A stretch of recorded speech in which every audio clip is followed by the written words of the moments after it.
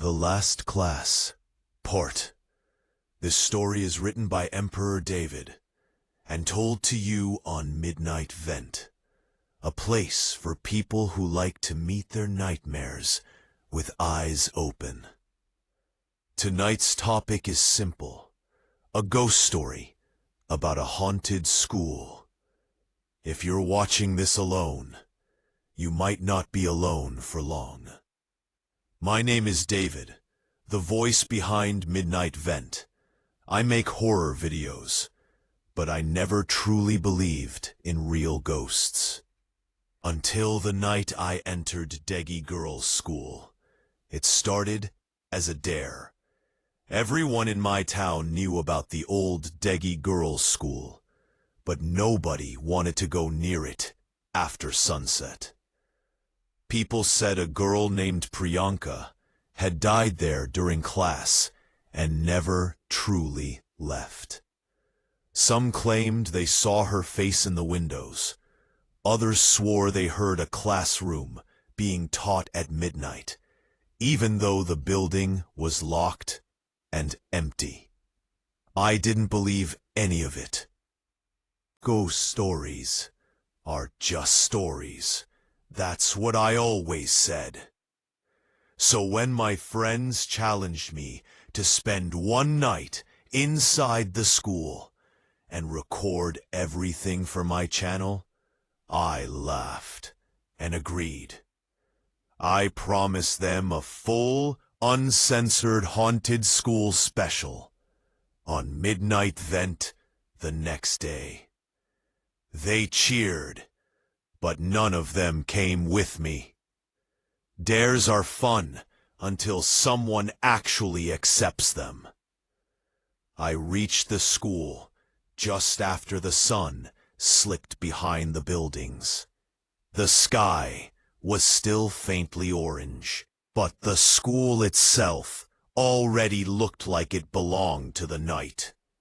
Broken windows, a rusted iron gate, tall grass swallowing the old playground. For a second, I just stood outside the gate, recording. "This is it," I whispered to the camera. "The famous Deggy Girls' School. They say one of the students died in here and still wants to attend class." My voice sounded smaller than usual, like the air itself was pressing it down. I pushed the gate. It groaned, like it hadn't moved in years, although I knew kids still sneaked in during the day. Inside the compound, the air felt heavier and colder. The playground was frozen in time, rusted swings, a cracked slide, and a huge banyan tree near the back boundary wall. That tree had its own legend. Students used to say they saw it glowing like fire at night, burning without flames, as if something inside it wanted to escape. I avoided looking at the tree for too long and turned my flashlight toward the main building. The front door was half open. The corridor beyond it was almost completely dark. Stepping inside felt like stepping into a closed box. The smell of dust and damp paper hit me first. Classroom doors lined both sides of the hall, each with fading labels: 1A, 1B, staff room, library. Cobwebs hung from the ceiling, like long, gray curtains. According to the stories, Priyanka's class had been on the ground floor, at the far end, Class 3B. That was where she'd collapsed, in the middle of a lesson, and never got back up. Some said her heart stopped. Some said she was pushed. Some said the teacher left and came back to find her writing on the board, even though she was already dead. I walked slowly down the hall, my flashlight beam shaking, just enough for me to notice. Every step echoed a second too late, as if someone else was walking just behind me, copying my rhythm. When I finally reached the door marked 3B, my hand hesitated on the handle. "Okay," I told the camera quietly, more to convince myself than the audience. "This is where it all happened." The door pushed open, with a long, slow creak that sounded almost rehearsed, like the building knew I was recording. My light swept across rows of broken desks and chairs. Old textbooks lay soggy and warped in the corners. At the front of the room stood a big blackboard, the kind teachers used to fill with chalk until there was a thin, white cloud in the air. Now it was almost clean. Almost. I set my phone on the nearest desk, camera facing the board. "People say the chalk here moves on its own," I said, forcing a grin. "So Priyanka, if you're still around and bored, this is your chance to go viral." Nothing happened at first. Just silence. The slight buzz of my phone. My own breathing. I moved closer to the board. Up close, I could see faint traces of old writing, half-erased equations, a few names, doodles of hearts and stars. Nothing unusual. I turned around, planning to leave and check the first floor. That's when I heard it. Tap. Tap. The sound of chalk touching slate. Once. Twice. Slowly. I stopped mid-step. The room was behind me. My phone was in front of the board, still recording. I was in the middle, not touching anything. Tap, tap, tap. My throat went dry. I turned back, very slowly. The board was no longer empty.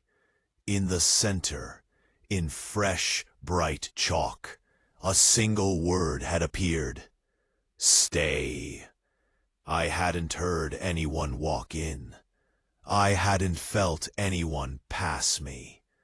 The word was sharp and new, the powder still clinging to the surface. I tried to laugh it off, though my voice trembled. "Good trick," I muttered. "Very live-stream friendly."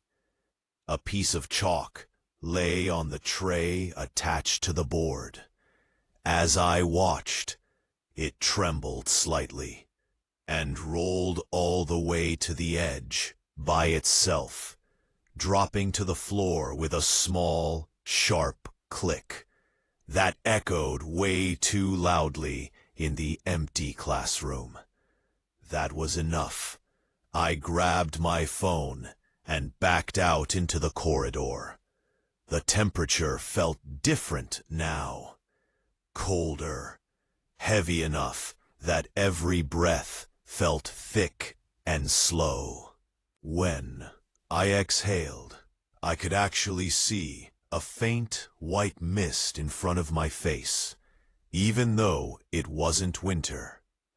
The tube lights on the ceiling had been dead for years, but as I stared up at them, one of them flickered to life for a split second, buzzing harshly, then went dark again.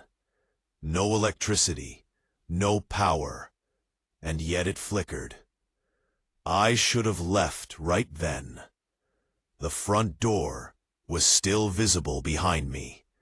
The gate was still open. The road outside was just a few meters away, but pride is a dangerous thing. I told myself this was exactly what I had come for. A real scare. A real story. Something my viewers would never forget. Leaving now felt like quitting just before the best part, so I went deeper.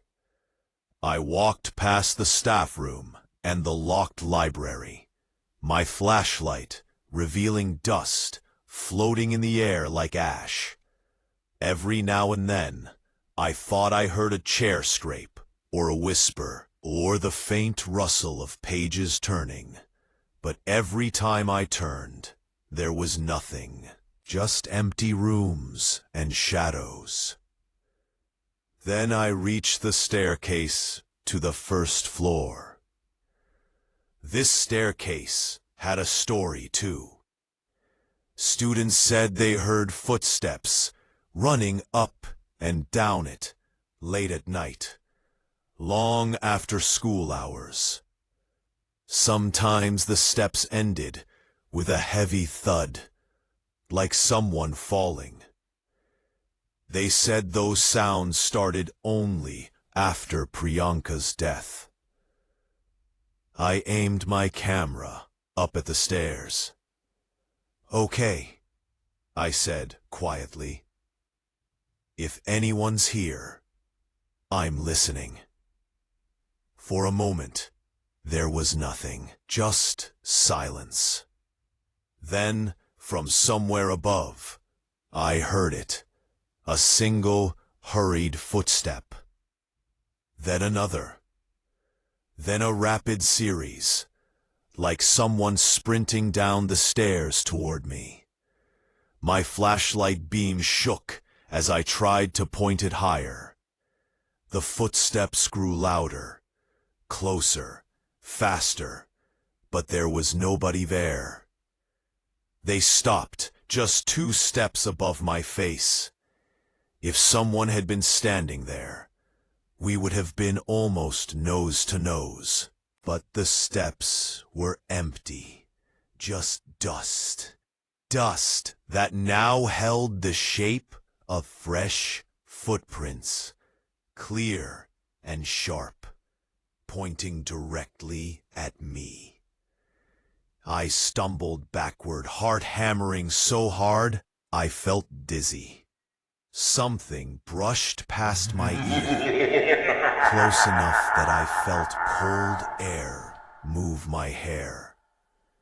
A small, almost curious whisper slid into the side of my head. "Why did you come back, David?" I spun around. No one. Only the corridor, stretching away into the dark. I should have run for the exit. Instead, I ran toward the one place every story told me to avoid. At the far end of the corridor was the girls' washroom. That was where Priyanka's body had been found. Some said she slipped on spilled water and hit her head. Others insisted someone had locked her inside and left her there.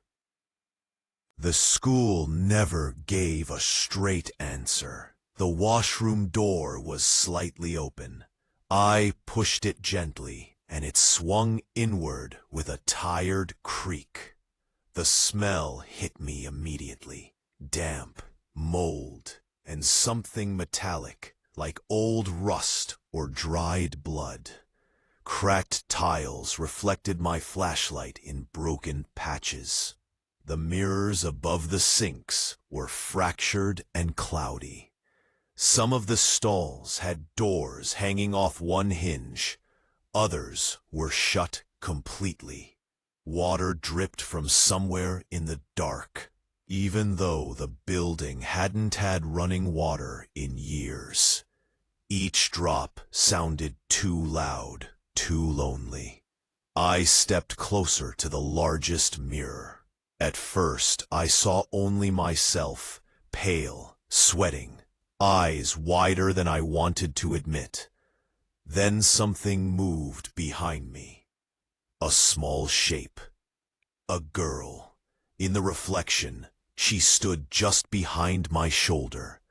Long hair, school uniform, head slightly tilted, like she was trying to understand what she was seeing. I turned around so quickly, I nearly slipped. There was no one behind me. The space was empty. My skin crawled as I turned back to the mirror. Now she was closer in the reflection, standing right behind my reflected shoulder, almost touching me. But the real space around me was still empty. Her eyes in the mirror were wrong, deep, dark, and vacant, like someone had taken a piece of the night and pressed it into her face. Her lips moved silently, forming words I couldn't hear.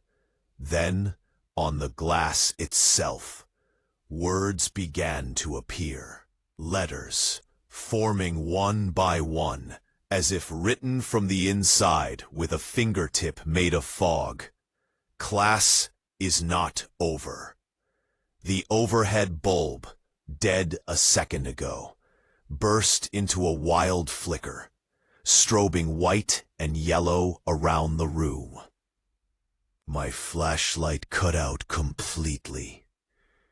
For one terrifying second, I stood in almost total darkness, lit only by the glitching bathroom light. In that half-light, something cold and small closed around my wrist.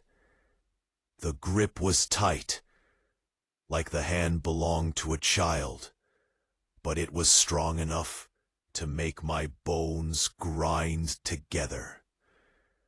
I opened my mouth to scream, and that's where part 1 ends.